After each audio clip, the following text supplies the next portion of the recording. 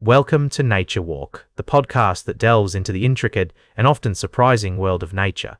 It's a story about owls, specifically, two species of owls whose fates are intertwined in a way that sparks both scientific and ethical debates. In the forests of North America, a drama is unfolding between the northern spotted owl and the barred owl. The northern spotted owl, with its distinctive spotted plumage, has been a symbol of old-growth forest conservation for decades. However, its population has been declining significantly, with only about 3,000 pairs remaining in the wild. This decline is largely attributed to habitat loss due to logging and the presence of another owl species, the barred owl. The barred owl, larger and more aggressive than the spotted owl, has been expanding its territory westward, encroaching on the habitats of the northern spotted owl. This invasion has led to competition for resources, with the barred owls outcompeting the spotted owls for food and habitat, further threatening the already precarious existence of the northern spotted owl. In an effort to protect the northern spotted owl, officials from the U.S. Fish and Wildlife Service have proposed a controversial plan to control the population of barred owls by killing up to 15,600 of them annually over the next 30 years. This strategy aims to reduce competition and allow the northern spotted owl populations to recover. However, this plan has sparked intense debate among environmentalists, animal welfare groups, and scientists.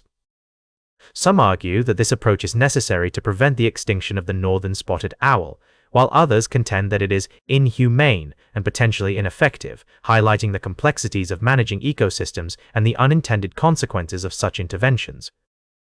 The question at the heart of this debate is whether we should consider the barred owl an invasive species, given its expansion into new territories largely due to human activities. If so, does that justify controlling its population, even if it means killing thousands of individuals? Or are we simply punishing one species for adapting to changes in the environment that we ourselves have caused? This dilemma underscores the challenges of conservation in a world where human actions have significantly altered ecosystems. As we navigate these complex issues, we're forced to confront our role in shaping the natural world and the moral implications of choosing which species to protect and how. The story of the northern spotted owl and the barred owl serves as a poignant reminder of the intricate web of life and the difficult choices we face in our efforts to preserve it. It's a tale that invites us to reflect on our relationship with nature and the consequences of our actions within ecosystems. We'll be right back with more fascinating stories from the natural world on Nature Walk. Welcome back to Nature Walk. The Florida Coastal Corridor is an ambitious project that aims to connect the dots between the state's coastline, estuaries, and deeper waters, creating a network of habitats that will benefit both the environment and the local economy. As we delve into this story, let's start with the numbers.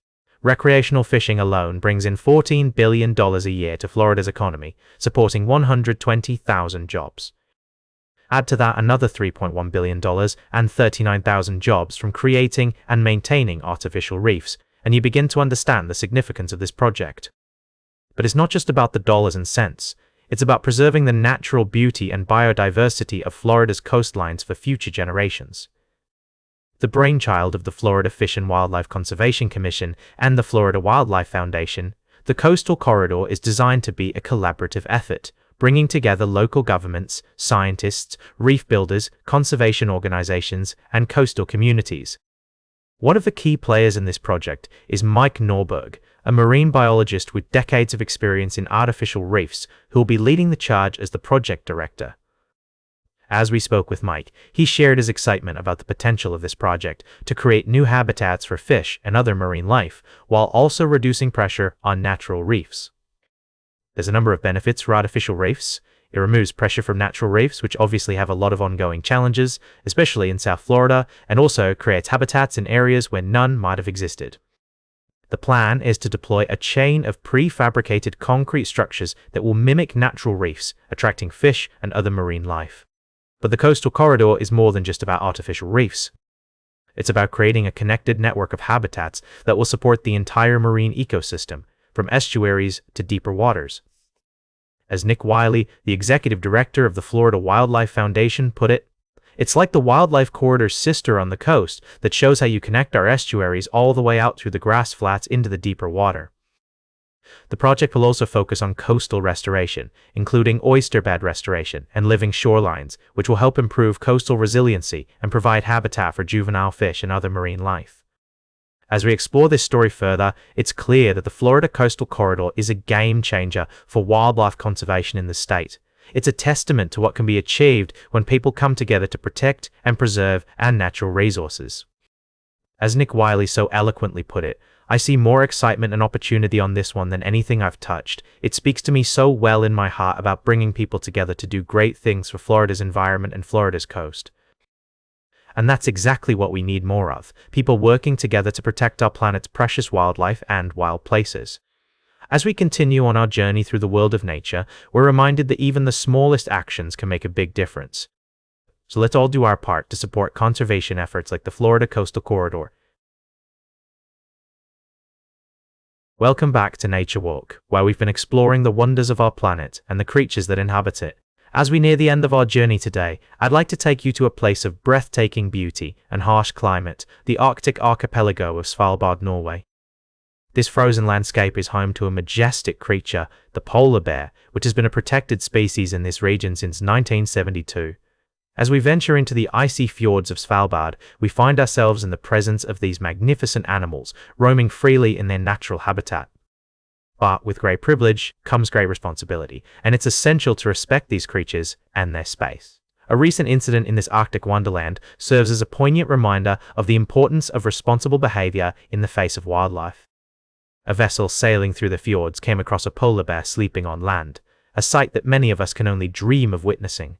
However, instead of observing from a safe distance, one of the occupants decided to use the ship's foghorn, deliberately waking the bear. This thoughtless action not only disturbed the animal, but also posed a potential threat to both humans and the bear itself.